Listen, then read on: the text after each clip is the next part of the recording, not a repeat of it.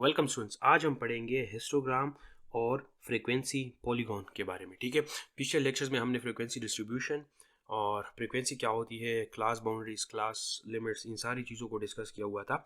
तो आप लोग पहले वो लेक्चर देख लीजिएगा और उसके बाद फिर ये लेक्चर देख लीजिएगा। ठीक है, तो यहाँ पे मैंने एक प्रॉब्लम दिया हुआ है। ठीक है, ये एक्सरसाइज 6.1 का प्रॉब्लम नंबर 5 है पंजाब बोर्ड में। ठीक है, पंजाब बोर्ड में फ्रीक्वेंसी, पॉलीगॉन और हिस्टोग्राम के ऊपर सिर्फ एक ही सवाल एक्सरसाइज में दिया गया है। ठीक है, लेकिन एक्सरसाइज से पहले बहुत सी थ्योरी लिखी गई है जिसमें बहुत सारी चीज़ों को डिस्कस किया गया है। ठीक है, केपी के बोर्ड में डेडिकेटेड एक पूरा एक्सरसाइज दिया गया है, एक्सरसाइज 6.2 हिस्टोग्राम और फ्रीक्वेंसी पॉलीगॉन के ऊपर। ठीक है, तो अगर आप लोग इस लेक्चर को गौर से सुन लेते हो और कॉन्सेप्ट्स को समझ लेते हो और जो प्रॉब्लम्स यहाँ पे मैं डिस्कस कर लेता हूँ उनको समझ लेते हो, तो फिर आप कोई भी प्रॉब्लम जो है वो कर सकते हैं। ठीक है, तो सबसे पहले स्टार्ट लेते हैं हिस्टोग्राम से।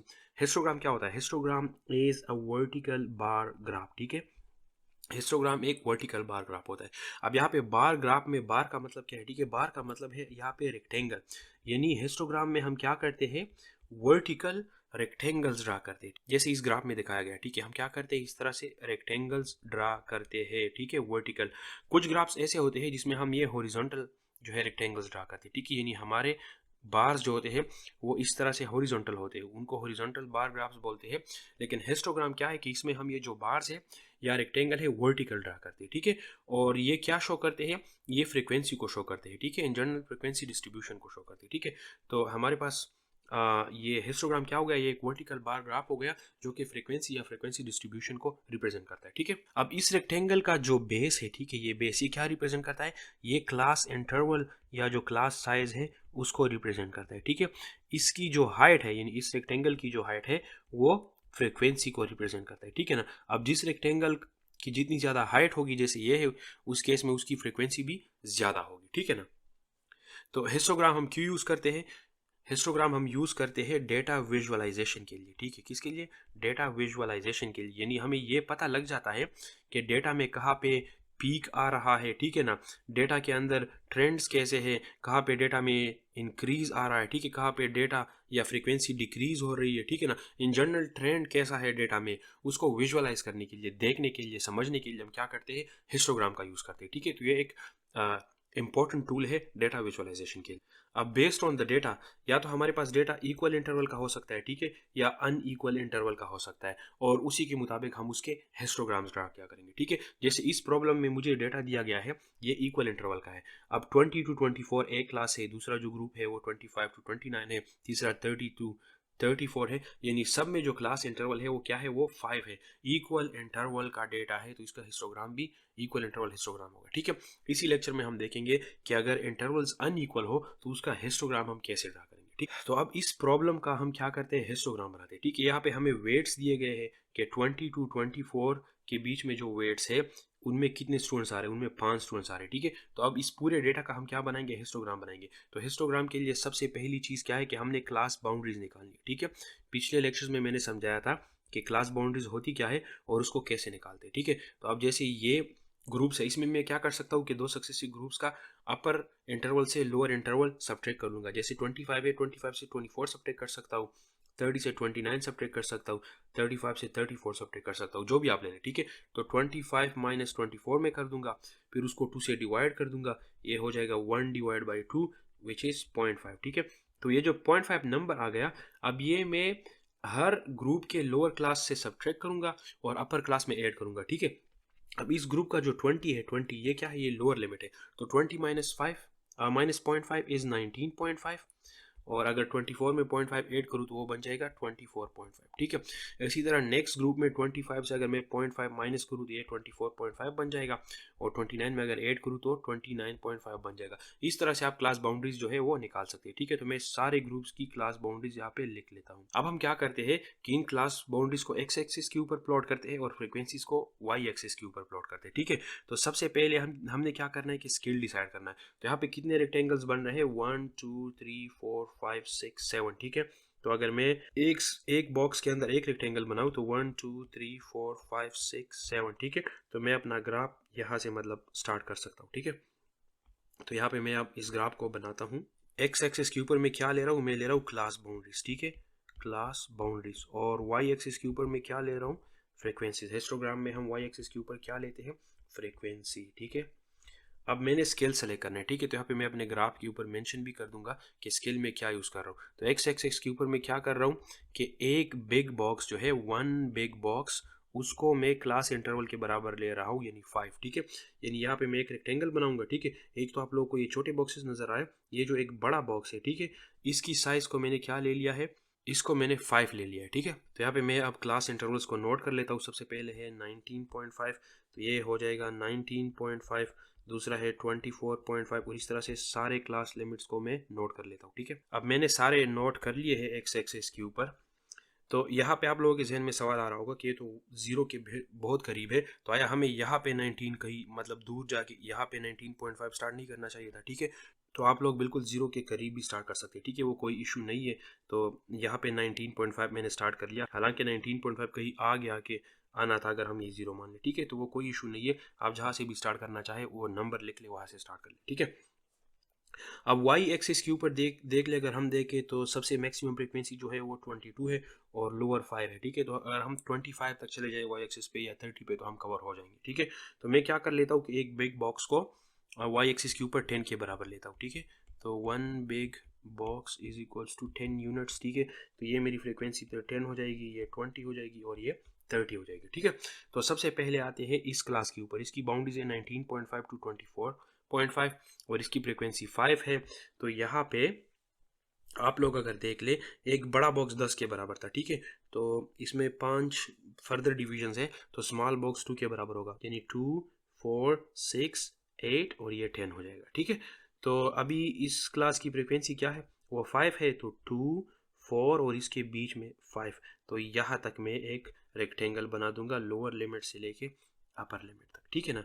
तो ये मेरा एक रेक्टेंगल हो गया, उसके ऊपर फ्रीक्वेंसी नोट कर लूँगा, ठीक है। नेक्स्ट ग्रुप की जो फ्रीक्वेंसी है वो 8 है, तो लोअर लिमिट से अपर लिमिट तक, यानी यहाँ तक मेरा रेक्टेंगल आएगा, ठीक है, यहाँ तक। अब कितनी हाइट उसकी होगी वो हमें फ्रीक्वेंसी से पता चलेगा, ठीक है। तो 2, 4, 6, 8, यानी यहाँ तक मुझे दूसरा रेक्टेंगल बनाना है, ठीक है। और इसके ऊपर भी मैं अपनी फ्रीक्वेंसी नोट कर लूँगा। अब तीसरे की फ्रीक्वेंसी है वो 13 है, तो ये 10 है, 12 और ये 13 बन जाएगा, ठीक है। बिल्कुल मिडल में इसके ऊपर मैं 13 नोट कर लूँगा। नेक्स्ट क्लास की फ्रीक्वेंसी 22 है, तो 10, 20 और ये 22 हो जाएगा, ठीक है। तो यहाँ तक बन गया और इसके ऊपर मैंने 22 लिख दिया।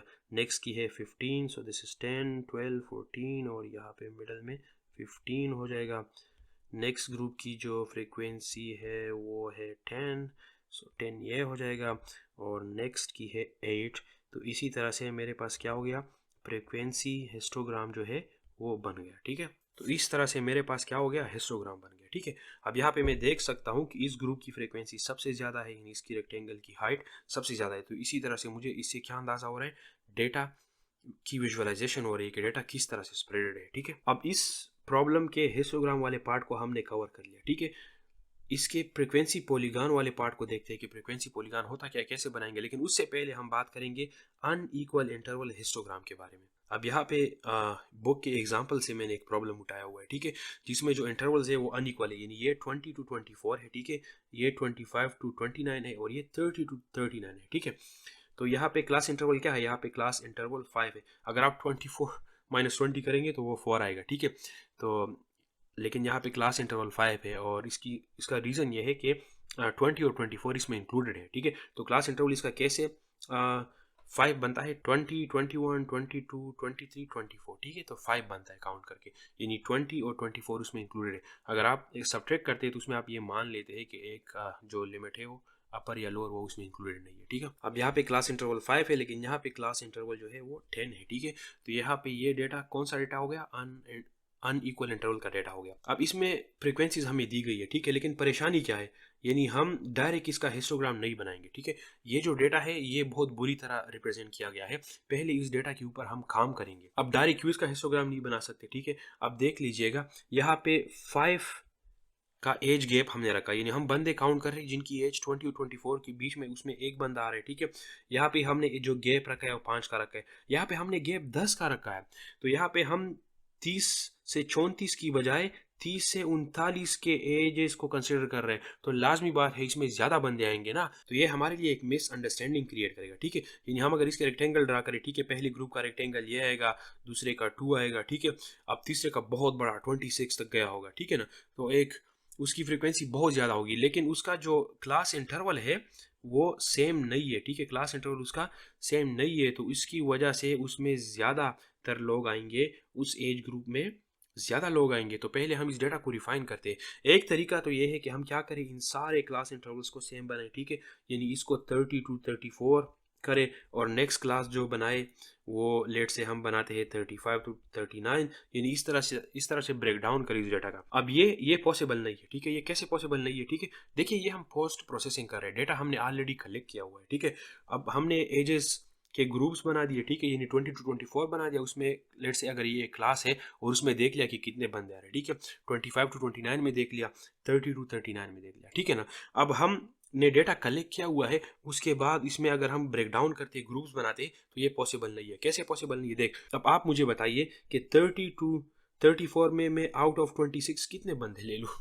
35 से 39 के बीच में कितने ले लूँ, ठीक है ना। तो हो सकता है कि 30 to 34 के बंदे ज़्यादा हो, 26 में से 20 हो सकता है कि दूसरे वाली डिवीजन 35 to 39 के ज़्यादा हो, वो 20 हो, तो कोई पता नहीं चल रहा ना, यानी हम ये नहीं बता सकते अब कि इसमें कितने आदमी थे, तो इस वजह से हम ये जो कॉलम है इसको तो स्प्लिट नहीं कर सकते, ठीक है, यानी इसके ऊपर हम प्रोसेसिंग नहीं कर सकते। अगर ये प्री प्रोसेसिंग होता, हमने डेटा इकट्ठा नहीं किया होता, तो उसमें फिर हम ये कर सकते थे कि क्लासेस को इक्वल बनाते, ठीक है, लेकिन चूंकि अभी हमारे पास डेटा ऑलरेडी अवेलेबल है तो हमने इसको प्रोसेस करना है।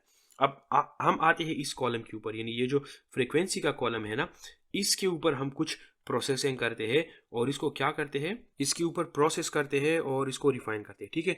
तो यहाँ पे जो प्रोसेस हम करते हैं वो हम क्या करते हैं कि हर ग्रुप के फ्रीक्वेंसी को, ठीक है, ये फ्रीक्वेंसी है ना, उसको क्लास साइज से डिवाइड करते हैं। किससे डिवाइड करते हैं, क्लास साइज से हम, या क्लास इंटरवल से हम डिवाइड करते हैं। यहाँ पे क्लास इंटरवल क्या है, 5, तो 1 को हम 5 से डिवाइड कर देंगे, ठीक है, विच इज 0.2, और फिर हिस्टोग्राम बनाते वक्त इस क्लास इंटरवल के अगेंस्ट फ्रीक्वेंसी 1 को प्लॉट करने की बजाय हम ये 0.2 जो प्रोपोर्शनल हाइट है या रिलेटिव फ्रीक्वेंसी हम इसको बोल सकते हैं, ये प्लॉट करेंगे, ठीक है। अब यहाँ पे सारे क्लासेस के हमने इंटरवल लिए हुए हैं, ठीक है, ये इंटरवल जिस तरह पिछले प्रॉब्लम में हमने देखा, हमने क्लास इंटरवल को भी नोट कर लिया, ठीक है, फ्रीक्वेंसी को नोट किया, ये वैसे भी प्रॉब्लम में दिए गए, ठीक है। नेक्स्ट स्टेप हमने क्या करना है कि ये जो फ्रीक्वेंसी है ये इसको क्लास इंटरवल से डिवाइड करते जाएंगे, ठीक है, 2 को 5 से डिवाइड, 26 को 10 से, 22 को 5 से, 20 को भी 5 से, इस तरह से डिवाइड करके हमारे पास ये नंबर आ जाएंगे, ठीक है, ये प्रोपोर्शनल हाइट्स आ जाएंगे। और फिर हम क्या करेंगे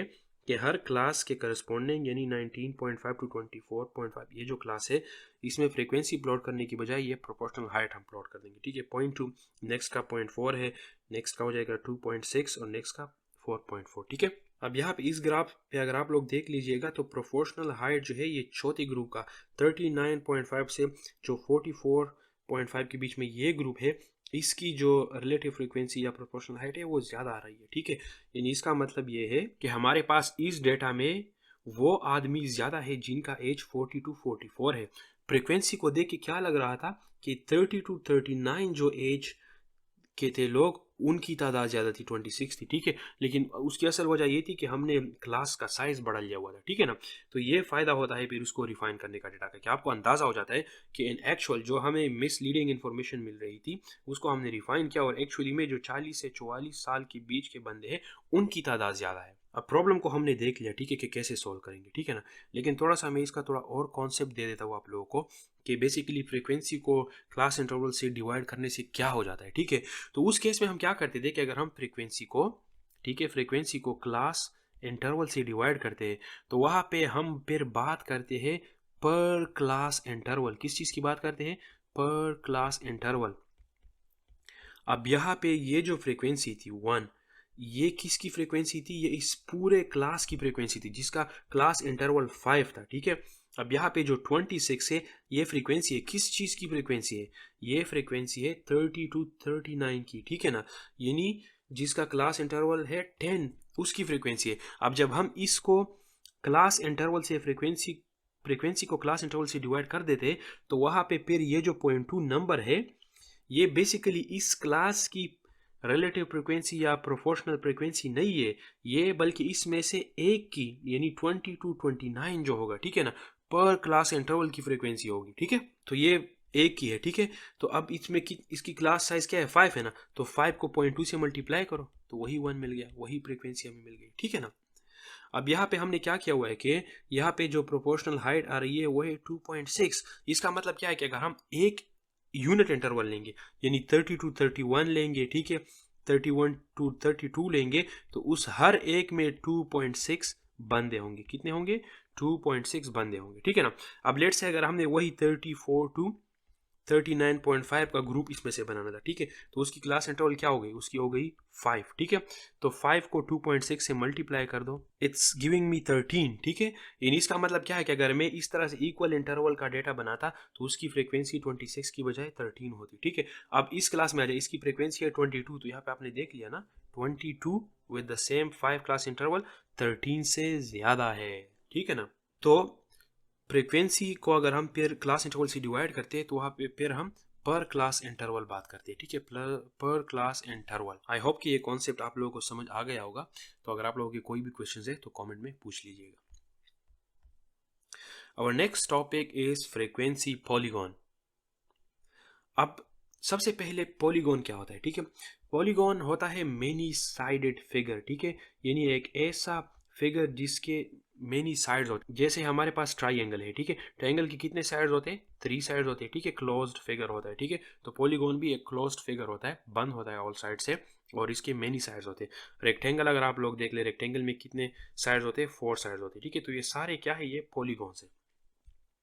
अब फ्रीक्वेंसी पॉलीगॉन क्या होगा, ठीक है। Frequency polygon is a type of line graph, ठीक है। अभी इससे पहले हमने हिस्टोग्राम्स को देखा, वो क्या थे? बार ग्राफ थे, उसमें हम बार्स ड्रा करते थे, इस तरह से ट्रायंगल ड्रा करते थे। पॉलीगॉन में हम क्या करते हैं, या फ्रीक्वेंसी पॉलीगॉन में हम लाइन ग्राफ्स का यूज करते हैं, यानी यहाँ पे जैसे आप लोगों को नजर आ रहा है, ठीक है, हम लाइंस ड्रॉ कर रहे हैं, where the frequencies of classes are plotted against their mid points, ठीक है।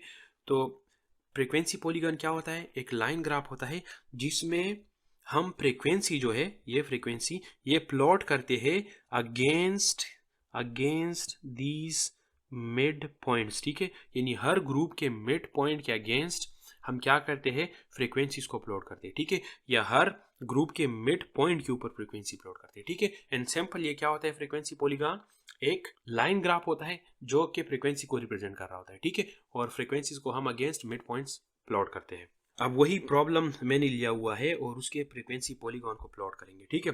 तो सबसे पहला जैसे मैंने बताया, यहाँ पे मैंने जिक्र किया है मिड पॉइंट्स का। तो फ्रीक्वेंसी पॉलीगॉन का कोई भी प्रॉब्लम होगा, सबसे पहले आप लोगों को क्या करना होगा कि मिड पॉइंट्स को फाइंड करना होगा, ठीक है। तो हम क्या करते हैं? मिड पॉइंट्स को फाइंड करते हैं, ठीक है। तो यहाँ पे हम मिड पॉइंट को कैसे फाइंड कर सकते हैं कि लोअर क्लास लिमिट को अपर क्लास लिमिट में ऐड करें और उसको 2 से डिवाइड करें, ठीक है। तो 20 + 24 इज 44 डिवाइड बाई 2 इज 22, ठीक है। यानी ये 20 और 24 के बीच का नंबर है। तो 20 और 24 के बीच का नंबर क्या है? 22, ठीक है। वैसे फाइंड करने का तरीका ये था, तो इसका मिड पॉइंट 22 हो जाएगा। नेक्स्ट ग्रुप का 27, 32, 37, 42, 47 एंड 52, ठीक है। जब हमारे पास मिड पॉइंट्स आ गए तो फिर हम क्या करेंगे कि इन मिड पॉइंट्स को प्लॉट करेंगे अगेंस्ट दी फ्रीक्वेंसी, ठीक है। तो मिड पॉइंट्स ड्रा करने के बाद मैं वही स्केल सेलेक्ट करूंगा, ठीक है। तो वही के एक्स एक्सिस के ऊपर 1 बिग बॉक्स में 5 के बराबर लूंगा, ठीक है। तो ये मेरा क्या हो जाएगा? ये मेरा हो जाएगा 22, ये हो जाएगा 27, 32, 37, 42, 47 एंड 52, ठीक है। अब 22 के ऊपर फ्रीक्वेंसी क्या है? वो 5 है, तो 5 यहाँ पे आता है, तो यहाँ पे मैं एक पॉइंट ड्रा करूंगा, ठीक है। फिर 27 के ऊपर फ्रीक्वेंसी क्या है? वो 8 है, which is this point. Again 32 के ऊपर जो फ्रीक्वेंसी है वो 13 है, विच इज़ दिस पॉइंट। 37 के ऊपर जो फ्रीक्वेंसी है वो 22 है, विच इज़ दिस पॉइंट। 42 के ऊपर 15 है, सो 10, 12, 14 एंड दिस इज़ 15। 47 के ऊपर 10 एंड देन 52 के ऊपर जो फ्रीक्वेंसी है वो है 8, ठीक है। अब आप लोगों ने क्या करना है कि जब आपने ये प्लॉट कर दिया मिड पॉइंट्स को अगेंस्ट फ्रीक्वेंसी, तो फिर लाइंस के थ्रू आपने क्या करना है? इनको ज्वाइन करना है, ठीक है, स्ट्रेट लाइंस के थ्रू। तो एक स्ट्रेट लाइन ये हो गया, एक स्ट्रेट लाइन ये हो गया, then straight line here, straight line here, here and then straight line here, ठीक है। अब अगर आप लोग इसको देख लीजिए तो हमारे पास फ्रीक्वेंसी पॉलीगॉन बन गया है, लेकिन इन एक्चुअल ये पॉलीगॉन नहीं है, क्योंकि यहाँ पे ये क्लोज नहीं है, ठीक है, यहाँ पे ये क्लोज नहीं है। यानी डिफिनीशन में हमने क्या कहा कि पॉलीगॉन एक क्लोज्ड साइडेड फिगर होता है, ठीक है। तो इसको क्लोज करने के लिए हम क्या करते हैं कि एक इंटरवल या एक ग्रुप ऊपर लेते हैं डेटा से और एक लास्ट में लेते हैं, ठीक है, एक स्टार्ट में और एक एंड में। तो यहाँ पे हम अपनी तरफ से एक ग्रुप एंड में ऐड कर देंगे, ठीक है। तो वो क्या होगा, वो होगा 55 to 59, ठीक है। उसकी फ्रीक्वेंसी क्या होगी, 0 होगी, ठीक है, क्योंकि उसमें कोई डेटा नहीं है, हम अपनी तरफ से ले रहे हैं। और उसका मिड पॉइंट होगा 57, ठीक है। तो यहाँ पे मैं एक और मिड पॉइंट ड्रा करूँगा 57, उसकी फ्रीक्वेंसी क्या है, 0 है। तो यहाँ से एक स्ट्रेट लाइन के थ्रू हमने इस ग्राफ को क्लोज कर लिया, ठीक है। तो यहाँ पे मैं एक ग्रुप ले लूँगा स्टार्ट में विच इज़ 15 to 19, ठीक है। उसकी फ्रीक्वेंसी क्या है, उसकी फ्रीक्वेंसी है 0, कोई डेटा नहीं है। और उसका मिड पॉइंट होगा 17, ठीक है।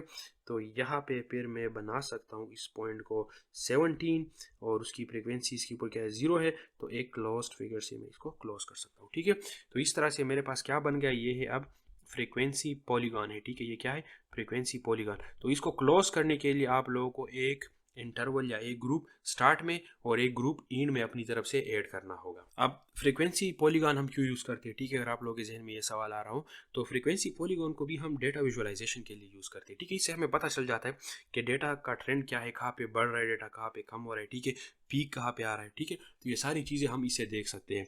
हिस्टोग्राम के ऊपर इसका जो एक एडवांटेज है वो ये है कि इसी कर्व के ऊपर हम डिफरेंट डेटा को प्लॉट कर सकते हैं, ठीक है, यानी डिफरेंट स्टडीज कर सकते हैं। अब लेट से ये वेट्स और नंबर ऑफ स्टूडेंट्स है ना, इसको हम मान लेते हैं कि ये क्लास 5th का डेटा था, ठीक है। अब इसी तरह डेटा हम क्लास 6 का भी इकट्ठा कर सकते हैं, ठीक है। किसका कर सकते हैं, क्लास 6 का। इसी तरह टेबल आएगा, इसी तरह टेबल में हमारे पास जो है वेट्स होंगे, नंबर ऑफ स्टूडेंट्स या फ्रिक्वेंसीज होंगी। और यहाँ पे हम आराम से जो है एक नए कर्व को इसी कर्व के ऊपर लेट से प्लॉट कर सकते हैं, ठीक है। क्या कर सकते हैं, प्लॉट कर सकते हैं। तो फिर हम क्या कर सकते हैं, दोनों को इकट्ठा, जब डिफरेंट क्लासेस से हमारे पास डेटा आ जाएगा, उनको कंपेयर कर सकते हैं। तो अब यहाँ पे हमें ये अंदाज़ा लग रहा है कि क्लास 5 में ज़्यादा स्टूडेंट ऐसे हैं जिनका वेट 37 के आसपास है, ठीक है। लेकिन ये ट्रू नहीं है क्लास 6 के केस में। क्लास 6 के केस में ये वेट्स कम है, उनके वेट्स कहाँ पे मैक्सिमम आ रहे हैं, वो यहाँ पे मैक्सिमम आ रहे हैं, ठीक है, which is like somewhere around 44, ठीक है ना। तो डिफरेंट ग्राफ्स को फिर एक साथ प्लॉट करके अगर हम उनके सारे फ्रिक्वेंसी पॉलीगॉन्स बनाए तो हम कंपेयर कर सकते हैं कि किस क्लास या डेटा में कौन से ग्रुप में क्या ट्रेंड आ रहा है, ठीक है। तो ये एक एडिशनल एडवांटेज है हिस्टोग्राम के ऊपर फ्रिक्वेंसी पॉली, ठीक है, क्योंकि वहाँ पे रेक्टेंगल्स होते हैं और हम एक दूसरे के ऊपर रेक्टेंगल्स सही से नहीं बना सकते, ठीक है ना। लेट से अगर आपने एक रेक्टेंगल बना दिया क्लास 5th के लिए जिसकी फ्रिक्वेंसी 8 है और दूसरा आप बना रहे 6 के, तो वो उसी के ऊपर आ जाता है, ठीक है ना। तो ये एक एडिशनल एडवांटेज है फ्रिक्वेंसी पॉलीगॉन को हिस्टोग्राम के ऊपर। अब लास्ट जो टॉपिक है आज के लेक्चर में वो है कम्युलेटिव फ्रीक्वेंसी पॉलीगॉन, ठीक है, कि कम्युलेटिव फ्रीक्वेंसी का, जिसको पिछले लेक्चर में मैंने समझाया था, उसका पॉलीगॉन कैसे बनाएंगे, ठीक है ना। तो ये भी पॉलीगॉन मेनी साइडेड फिगर होता है, ठीक है, क्लोज्ड। और ये क्या करता है, ये फ्रीक्वेंसी की जगह कम्युलेटिव फ्रीक्वेंसी को रिप्रेजेंट करता है, ठीक है। और इसका दूसरा नाम ओजाइव भी है, ठीक है। अब बहुत सिंपल है, सबसे पहले हमने क्या करना है कि इसमें डेटा दिया हुआ है, जैसे यहाँ पे क्लासेस हमें दिए हुए हैं, फ्रीक्वेंसी दी हुई है, ठीक है। तो उसकी हमने क्लास बाउंड्रीज निकालनी है, वही कि आपने 4 - 3 डिवाइड बाई 2.5, उस 0.5 को 1 से निकाल दिया और 3 में ऐड कर दिया, तो ये आपके पास क्लास बाउंड्रीज आ गई, ठीक है। यही फ्रीक्वेंसीज हमने कॉपी कर ली, ठीक है। तो यहाँ पे हमने क्या किया हुआ है कि स्टार्ट में एक ग्रुप अपनी तरफ से ऐड किया हुआ है। तो ये मैंने पिछले लेक्चर में समझाया था कि हम ये किस लिए ऐड करते हैं, ठीक है। तो यहाँ पे हमने क्या किया हुआ है कि एक क्लास 1 2 3 जो कि इसमें नहीं था, अपनी तरफ से हमने ऐड कर दिया और सारों की फ्रीक्वेंसीज नोट कर ली, क्योंकि वो क्लास हमने अपनी तरफ से ऐड किया तो उसकी फ्रीक्वेंसी 0 है, ठीक है। अब नेक्स्ट कॉलम कम्युलेटिव फ्रीक्वेंसी का है, तो उसको हम क्या करेंगे, कम्युलेटिव फ्रीक्वेंसी इस पहली क्लास की 0 है, नेक्स्ट क्लास की क्या होगी कि उस फ्रीक्वेंसी में पिछले वाला ऐड करो, तो 2 में 0 ऐड करो 2 हो जाएगा।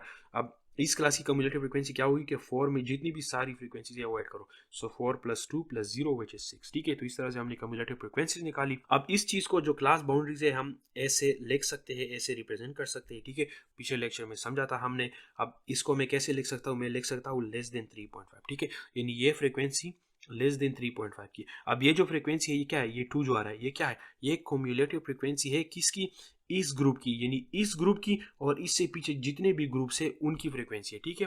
तो अपर लिमिट क्या बन रहा है 6.5, तो इसको मैं लिख सकता हूँ 6.5।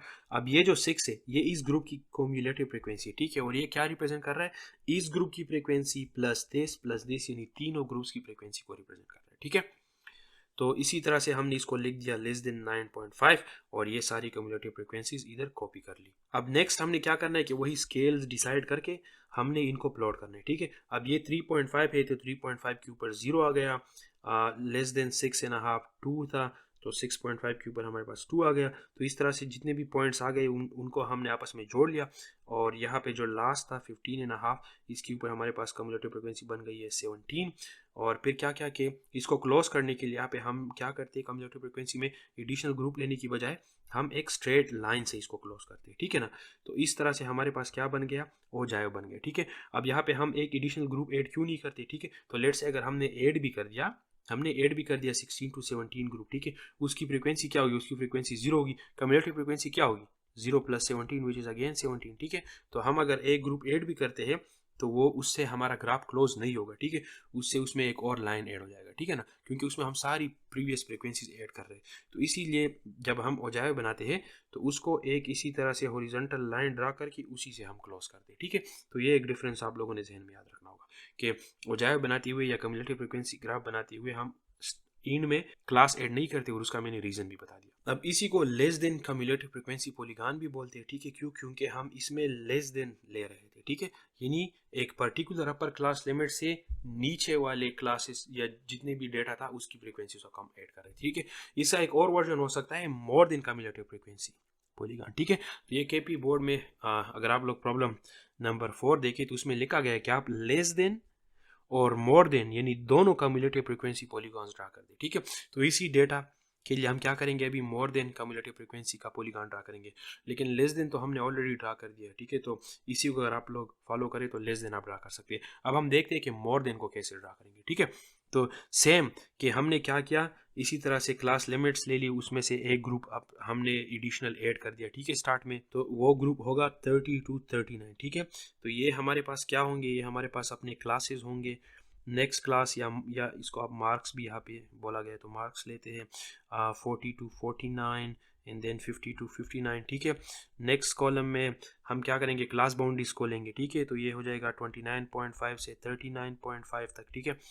और जो नेक्स्ट होगा वो होगा 39.5 से 49.5 तक एंड नेक्स्ट विल बी 49.5 से 59.5 तक, ठीक है। अब नेक्स्ट कॉलम में हम फ्रीक्वेंसी नोट करेंगे, ठीक है। इसकी फ्रीक्वेंसी 0 है, हमने ऐड किया है। नेक्स्ट की 1 है और नेक्स्ट क्लास की जो फ्रीक्वेंसी है वो 2 है, ठीक है। अब नेक्स्ट जो स्टेप है, देखिए लेस देन का कम्युलेटिव फ्रीक्वेंसी हम क्या कर रहे थे कि हम जब बनाते थे तो ये लिख लेते, फिर इसमें ये ऐड कर देते 0 + 1 = 1, फिर इस 1 में नेक्स्ट वाली फ्रीक्वेंसी 2 ऐड कर देते तो वो 3 हो जाता, ठीक है। अब जब हमने ग्रेटर बनाना है ना तो उसमें सबसे इंड से हम स्टार्ट करेंगे। किससे स्टार्ट करेंगे, इंड से स्टार्ट करेंगे। यहाँ पे क्या है, फ्रीक्वेंसी 2, नेक्स्ट की कम्युलेटिव फ्रीक्वेंसी क्या हो जाएगी 1 + 2 विच इज़ 3, और इससे ऊपर की कम्युलेटिव फ्रीक्वेंसी क्या होगी 3 + 0 विच इज़ 3, ठीक है। लाजमी बात है आप लोगों ने यहाँ से तो स्टार्ट नहीं किया, मैं डेटा को खाली यहाँ तक ले रहा हूँ, ठीक है। तो आप जब लोग ये ग्राफ बनाएंगे तो आप लोगों ने यहाँ से 6 से स्टार्ट करना है, ठीक है। तो 6 से स्टार्ट करेंगे और ऊपर तक आएंगे, ठीक है। तो इस तरह से फिर हम क्या करेंगे कि इसको क्लास बाउंड्रीज को इंग्लिश में लिखेंगे, तो यहाँ पे लेस देन की बजाय ये फिर क्या हो जाएगा, ग्रेटर देन हो जाएगा। क्या हो जाएगा, ग्रेटर देन हो जाएगा।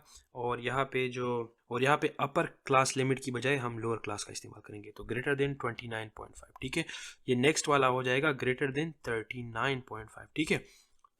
और इसी तरह से अगेंस्ट इन वैल्यूज़ को 39.5 29.5 के अगेंस्ट हम ये सारे जो कम्युलेटिव फ्रीक्वेंसीज थे हमारे ये प्लॉट कर देंगे, ठीक है। तो उस केस में हमारे पास जो ओजाय बनेगा या पॉलीगॉन बनेगा वो होगा more than cumulative frequency polygon. अब यहाँ पे एक छोटा सा कॉन्सेप्ट मैं समझाता हूँ, ठीक है। जैसे लेस देन में मैंने यहाँ पे समझाया था ना कि हम ये फ्रीक्वेंसी लेट से 6 लेते हैं, तो ये फ्रीक्वेंसी किसकी होती है, ये फ्रीक्वेंसी इस ग्रुप की कम्युलेटिव होती है, पर इसमें ये भी एडेड है, ये भी एडेड है और इसका अपना भी एडेड है, ठीक है। तो तभी हम कहते हैं कि 9.5 से लेस, यानी 9.5 से लेस जितने भी ग्रुप्स या इंटरवल्स है उन सब की ये फ्रीक्वेंसी है, ठीक है, लेस देन। अब यहाँ पे हम बोलेंगे 29.5, ठीक है। यहाँ पे हम क्या बोलेंगे 29.5, यानी लोअर क्लास लिमिट को मेंशन करेंगे।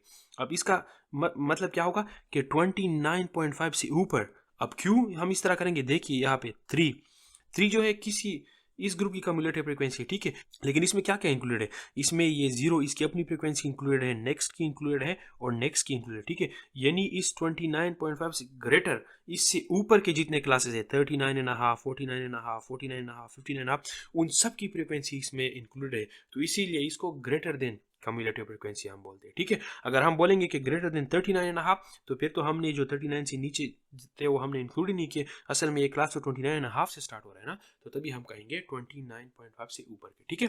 तो छोटा सा टॉपिक था, लेकिन कॉन्सेप्ट इसमें बहुत से थे।